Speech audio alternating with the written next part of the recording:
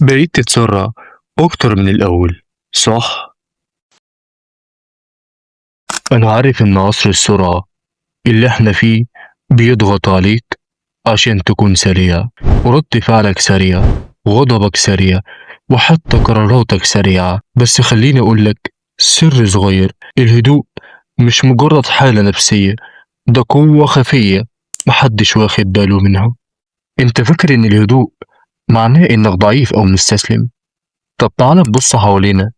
في وسط الخناقات مين اللي بيكسب؟ الشخص اللي بيزعق ولا الشخص اللي ساكت وبيفكر في الرد الصح؟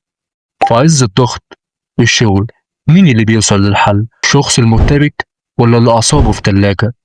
الهدوء هو اللي بيخليك تشوف المساحات الفاضية اللي غيرك ما بيشوفهاش، هو اللي بيخليك تاخد قراراتك وانت في قمة وعيك، مش وانت في قمة انفعالك. لما تكون هادي انت حرفيا بتسحب طاقة النقاش من اللي قدامك، بتخليه هو اللي يرتبك وانت اللي مسيطر. عايز اقولك حاجة مهمة: أعظم البشر سيدنا محمد صلى الله عليه وسلم كان أهدى الناس وأكثرهم حكمة في أحلك الظروف. الهدوء مش طبع، ده ذكاء اجتماعي ونضج كبير بيحتاج تدريب.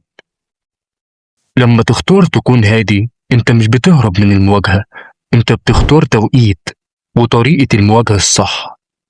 طب والعمل، ازاي نكون أهدى في عالم بيزقك للجنون؟ افصل نفسك، مش لازم ترد فورا، مش لازم تعقب فورا، أحيانا الصمت هو أقوى رد. فرق بين الرد الفعل والاستجابة: رد الفعل انفعال سريع، الاستجابة هي تفكير هادي. تقبل الواقع. الهدوء بيبدأ لما تقتنع إنك مش لازم تكسب كل نقاش، ومش لازم تثبت وجهة نظرك لكل الناس.